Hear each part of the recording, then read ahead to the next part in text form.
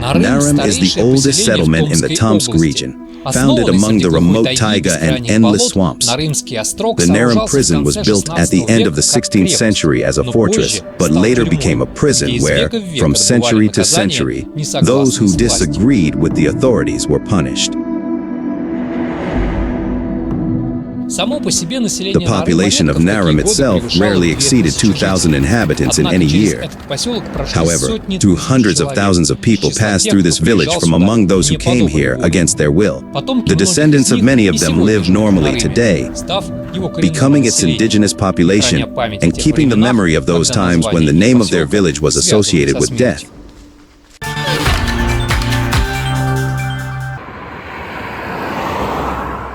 A smooth, solid road leads us to the north of the Tomsk region.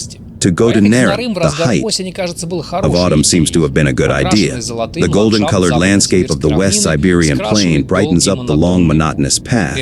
Rare roadside villages have not yet fallen into winter hibernation, allowing cars rushing past through their measured life. Narym is hidden in the Siberian wilderness, so if Google doesn't help, you won't find it on maps right away. Between Narym and Tomsk, there are almost 1,000 kilometers, some of which you can't walk, you can't drive, you can only swim across. Taiga Swamp Mary, the size of a small country, is the calling card of the Tomsk region, and even the name of the villages we are heading to Rym is translated from the language of the indigenous inhabitants of these places, the Selkups, swamp.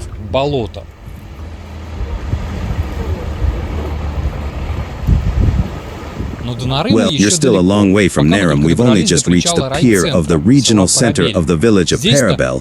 This is where the land road ends. Further, you can only go by water.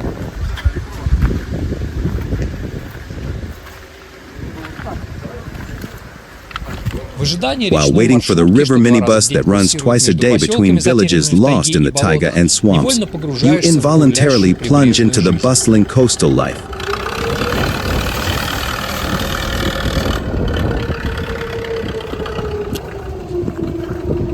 Сегодня не клюет. Даже ни разу не прыгнул. Поймала рыбки, щучку, окунька и чупа-чупа. We city dwellers with our shops and the opportunity to choose do not fully understand these little joys of the villagers with their catch, albeit small.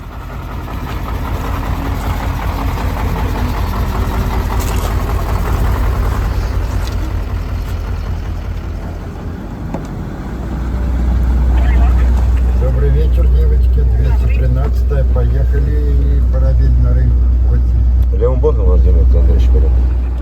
From the river channel, our boat taxis onto the main transport route of these places, the Obi River, along which fishing boats go back and forth and tugboats push somewhere barges loaded with thousands of cubic meters of timber.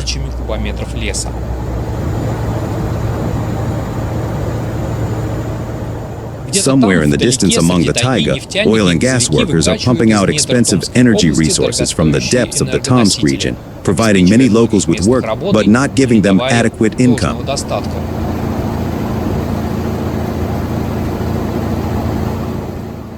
2 hours of water travel from Parabel to the Narym, many of the passengers while away dozing. This is their well-deserved time of rest from endless chores.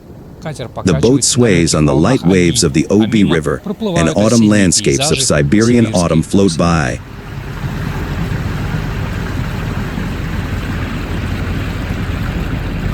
You set foot on the Narym land for the first time with mixed feelings. This place has a long and rich history, soaked in sweat and blood. And it's not without reason that they say, those who have never been to Narym have never known grief or God-created paradise. Damn the Narym region.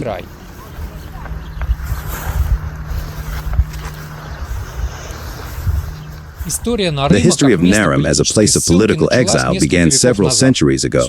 Here in the remote taiga and swamp, those who expressed disagreement with the authorities, first the Tsarist, then the Soviet, were sent here. Participants in the Polish uprisings, Decembrists, populists, revolutionaries, and then a huge number of dispossessed peasants from all over the country served their sentences here. Today, when Narym's exile convict past is left behind, the village gives the impression of an abandoned film set.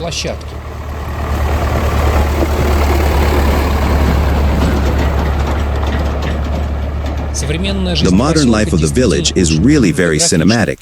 It's just that the film crews here are not frequent guests. It can be too much debt, and it's complicated. Here Narym is on the streets in the courtyards of the village. Here and there, they are patiently resuscitating old equipment inherited from Soviet times.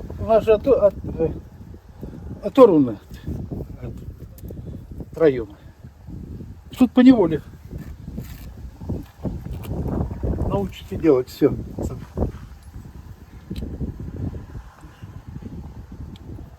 Хочешь, не хочешь, что приходится. Для хозяйства держу.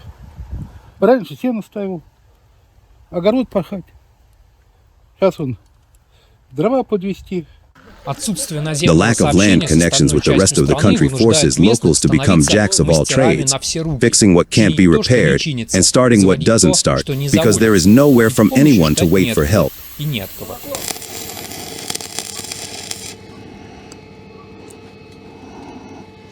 Ух ты, блин, повело. Куда тебя повело?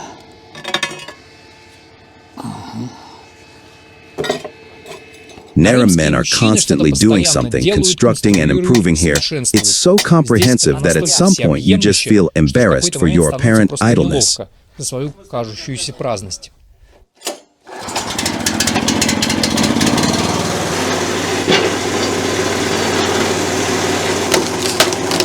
This wood splitter, pensioner Alexei, put together with his own hands from what he managed to find in Narym.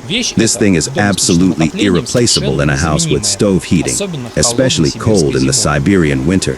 Alexander, a former tractor driver, worked all his life in the forestry enterprise, not only harvested wood, but also planted trees again, and nurseries helped raise them, saved them from fires earlier. It was a common practice not only to take, but also, and give to others.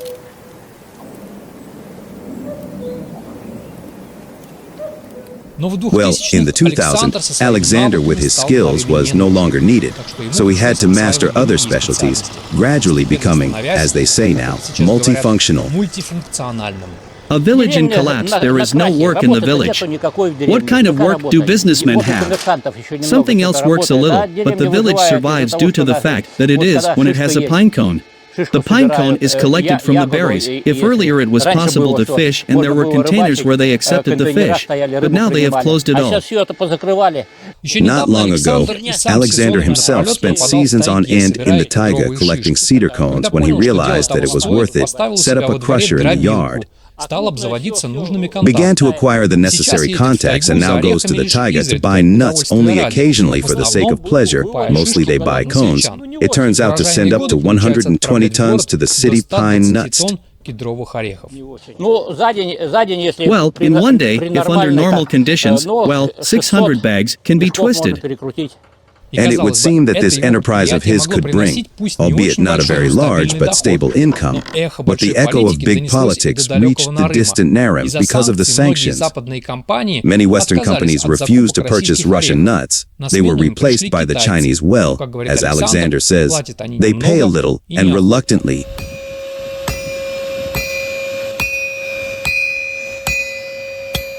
While his iron is still hot, Victor forges it to the delight of all his fellow villagers. Actually, he is a fireman in the local boiler room, but he lights it up, and in his free time, Victor built himself a forge from sheets of old iron, and instead of bellows he used an ordinary vacuum cleaner.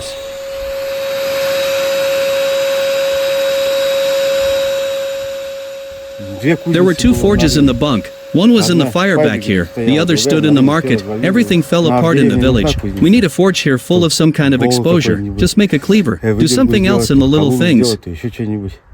So, I had to make myself a forge. I help people when a person asks. Victor, a descendant of dispossessed special settlers, his grandfather, a hereditary peasant, was sent to the NKVD prison, and the rest of the family was sent to Narym. Отец, он как репрессированный вообще был у меня. И дом сожгли в свое время коммунисты.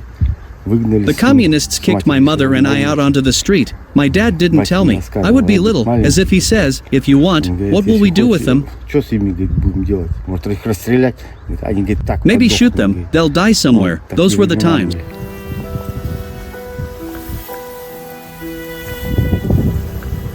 Narym is home to about 800 people.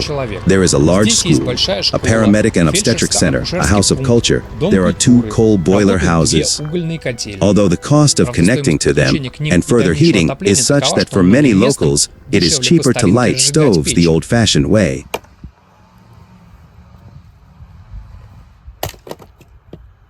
In order to at least survive the harsh Tomsk winter, you need to buy at least 2 cars of firewood costing 12,000 rubles each. If you save, if you are lucky enough to have glass in the winter, you can heat it every other day, and then 2 cars will be enough for the whole season.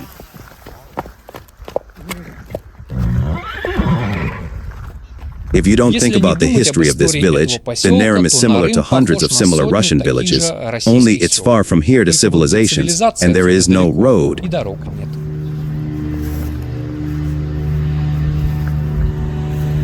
Well, probably this is where Narym takes its unique atmosphere and details, with old boats warming their sides in the stingy autumn sun, clean wooden sidewalks in the alleys, large well-groomed flower beds in almost every yard. Отцветет, и раньше его нельзя срезать, потому что потом цветение будет маленькое. Вот он набрался силы. Nina Konstantinovna came to this old house from the other end of the village. She traveled a long way for the sake of flowers that she once had to leave behind when moving. Я вот часто шла, вот видите, задыхаюсь уже. No health. Здоровья нету. And how old are you? 80. All on yourself. А что, все на себе, муж. My husband went on boats in the winter, hauled timber at home, and that never happened. Still 3 children. Mom lived with me. The old one also paralyzed her. She came all on her back shoulders. Nina Konstantinovna received an apartment in this house half a century ago, when she gave birth to her second child, and the local state farm gave her additional space. Now she lives in another house with her children. They come there only for their flowers.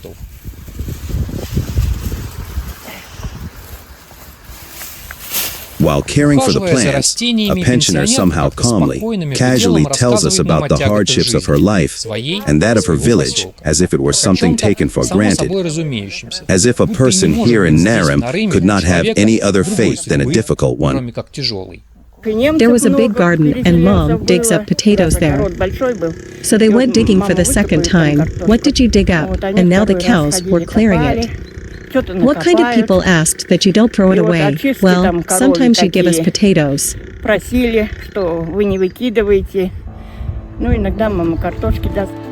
Even they, the indigenous inhabitants of Narym during the Stalinist period, had a hard time here. Everyone was starving, both locals and migrants. The swampy Narym land could not provide food for the thousands of people who found themselves here in the remote taiga, near someone else's will.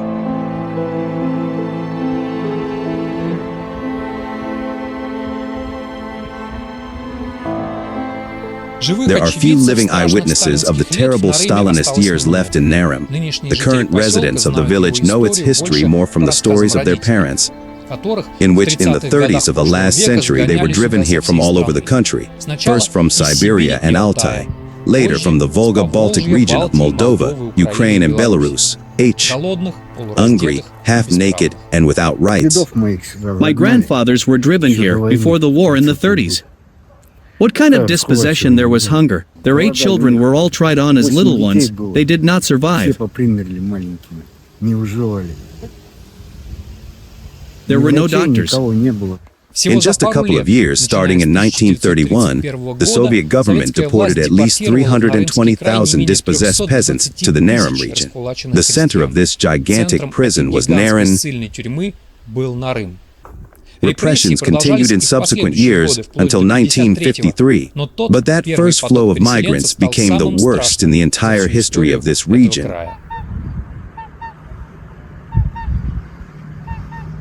Обычно это было весной, когда высокая вода, Usually it was in the spring when the water was high, when along the tributaries, mainly the touchy Makiti-Vasyugan tributary, several barashes were brought in by barges, which were pushed by tugs, dragged. These people were disembarked and stood on the shore, so several dozen families were landed there, each conditionally given 2 axes.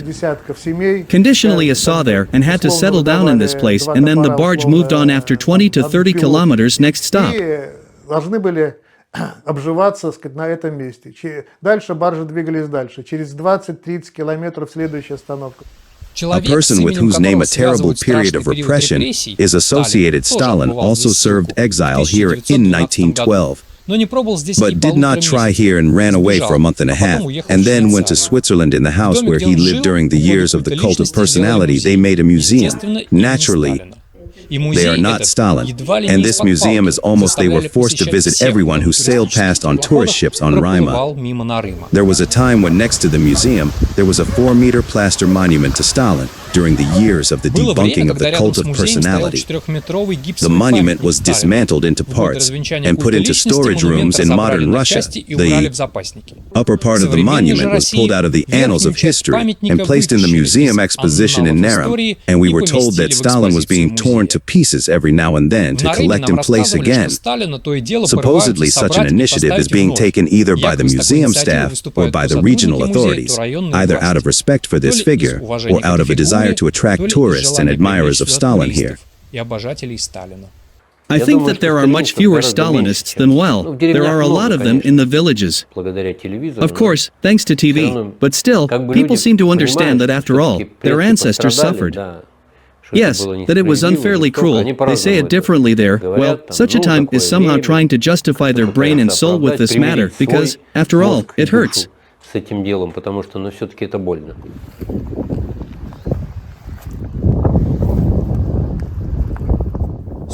fate of hundreds of thousands of people who ended up here at the behest of a former Narym prisoner were far more terrible than his own. No escape from any Switzerland in the 31st, 32nd years of the last century. More than 25,000 people died from hunger, cold, and disease. And this is only according to the data that workers were able to collect museum with the telling name NKVD Investigative Prison.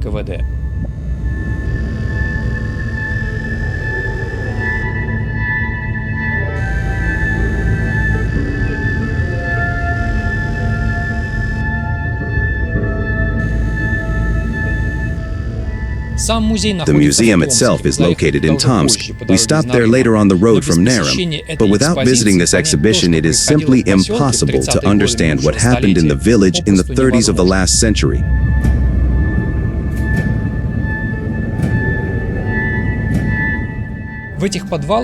In these basements, even today, you feel uneasy, even knowing that this is just a museum. You can't get rid of the feeling of fear and hopelessness. Cells with folding bed sheets, with the daily routine card index, with data on thousands of repressed people. Everything is clean and tidy like a museum, but at the same time, it's creepy.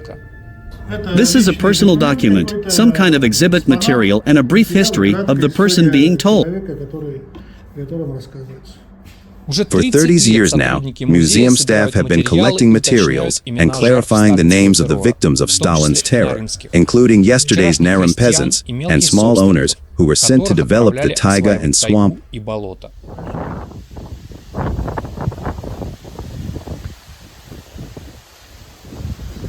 In modern guidebooks to the Tomsk region, they try not to write about the terrible history of Narym. They are more and more about the oldest in the Trans-Urals, or founded by Ermak's comrade in arms.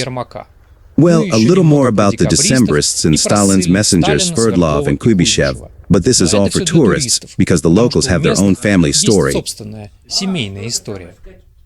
Because his father, along with his entire family, was assigned to the kulaks and they were all sent to Narym.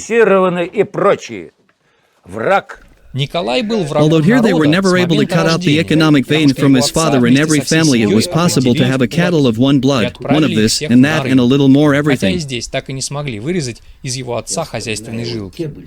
the pigs were smart enough to have one there. But we have a big family and the father was a frightening one. He didn't care about all this. Look, someone at the commandant's office in the... А у нас же семья большая, а отец, бывший раскулаченный, ему все это было нипочем.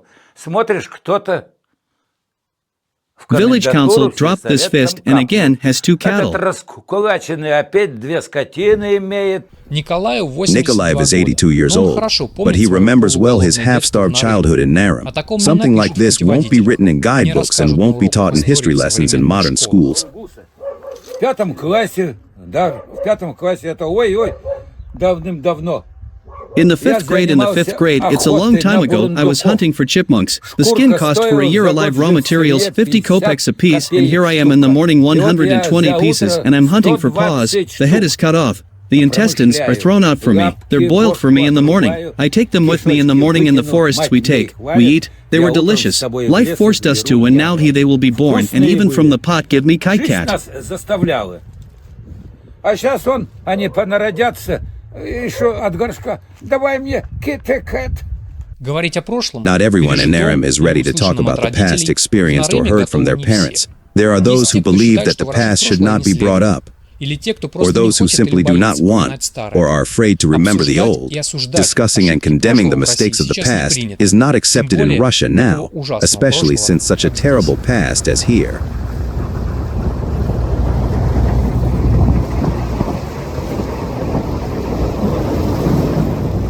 Местные власти к этому были не готовы к приему такого огромного количества. The local authorities were not ready to receive such a huge number. This part of the declassed impanized people with a criminal past began to terrorize the rest and also resulted in open and engraving and cases of looting and cases of cannibalism.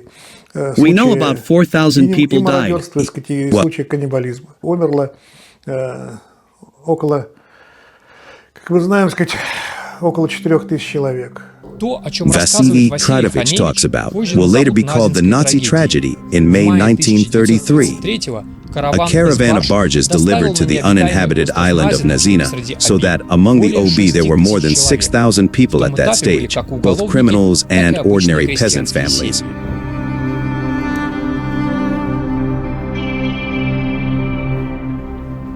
This is how those who survived due to sudden frosts later recalled lack of clothing, housing, tools, food. Terrible things were happening on the island. Criminals took away food from the peasants, and they defended themselves as best they could. Just over 3 months, 2/3 of those landing on the island died. Several dozen cases were officially recorded. This was not the disease was found among the people, and then they called it the Island of Cannibals, or the Island of Death. Well, as historians say, it was not the only one in the Tomsk region.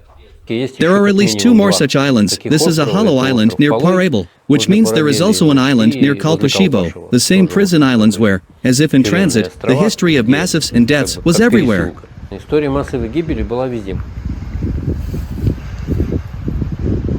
According to Tomsk historians, only from 1930s to the 37th year, about 70,000 people died in Narym exile, but people continued to be forcibly resettled here until the 53rd year, until the death of the former Narym slave.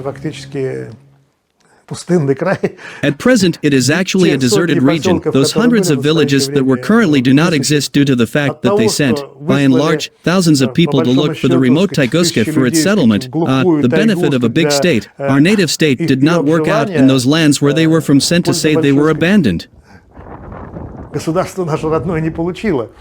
А те земли, откуда были высланы, они оказались заброшенными.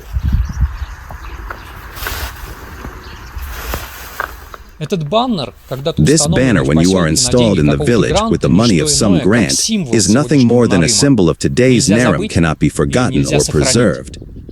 Does anyone here, or in the corridors of power, have an answer to this question? And why does it pop into your head so directly? You walk along the central street of Narym, on which there are abandoned pre-revolutionary houses, overgrown with weeds with memorial plaques on the blackened walls. Is the market needed as a memory, like a large open-air museum, or like a village in which people now live voluntarily? They are being linked.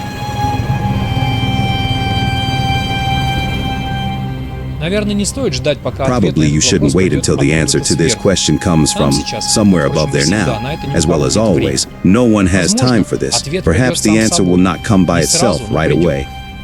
But the local residents will come and give it to them, having remained to live and work in the village together, which arose and existed for centuries by someone else's will